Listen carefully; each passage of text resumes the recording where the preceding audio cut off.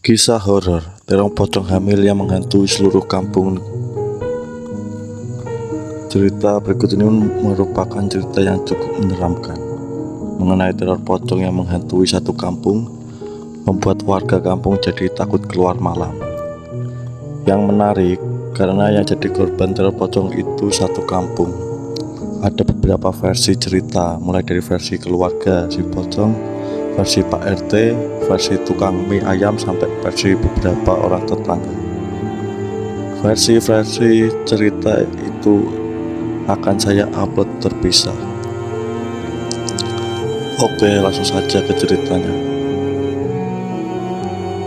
Cerita ini sudah cukup lama, saat saya masih duduk di bangku SMA, dan langsung saja saya mulai. Jadi di kampung saya ada seorang wanita yang hamil, tetapi ia ditinggal pasangannya. Jadi si laki-laki tidak mau bertanggung jawab dan dia kabur ke pulau seberang. Si wanita yang kita panggil saja namanya Ros. Ros ini merupakan cewek yang berusia 28 tahun. Rumahnya tidak terlalu jauh dari rumah saya, berjarak sekitar 4 atau 6 rumah. Saya tahu dia punya pacar, yaitu seorang perantau yang datang dari pulau seberang untuk bekerja di salah satu pabrik di dekat kampung saya. Karena daerah saya ini memang dikenal banyak pabrik dan bisa dibilang kawasan industri. Nah, setelah hamil dan ditinggal pacarnya, Ros ini jadi stres. Sudah ditinggal pacarnya, ditambah dapat banyak tekanan dari keluarga, masyarakat, dan lain-lain. Beberapa kali dia coba gugulin kandungannya dengan cara pukul-pukul perutnya sendiri. Sangat menyedihkan. Semakin hari, Ros ini semakin jadi seperti orang depresi. Tidak mau makan, tidak mau ngomong, tidak mau keluar malam. Sampai akhirnya dia kurus karena tekanan batin dan akhirnya meninggal dunia karena sakit. Saya sendiri kurang tahu diagnosa penyakitnya apa. Cuman yang jelas bayangkan saja orang hamil tertekan secara mental dan emosional. Karena tidak ditemukan kehidupan di janinnya, akhirnya langsung dikubur. Saat meninggal baru telos itu mengandung sudah 3 bulan mau ke 4 bulan. Semua proses pemakaman berlangsung dengan lancar seperti pemakaman pada umumnya. Namun setelah pemakaman ini, banyak hal aneh yang terjadi.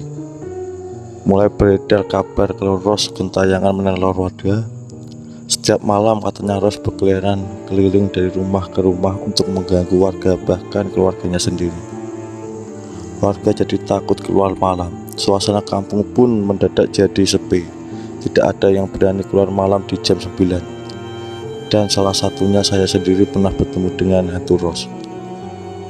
Jadi saya punya kebiasaan setiap malam minggu saya pasti main ke warnet sampai larut malam.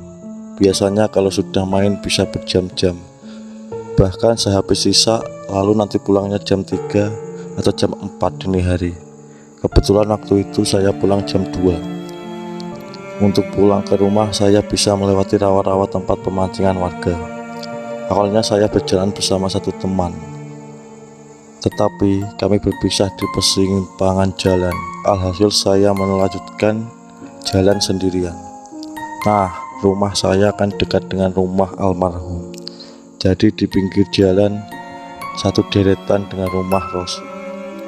Jadi mau tidak mau saya melewati rumah si Ros. Saat itu suasana sangat sepi dan hening. Saya bisa mendengar suara jangkrik dan suara kodok yang ada di sekitar dan bersaut-sautan.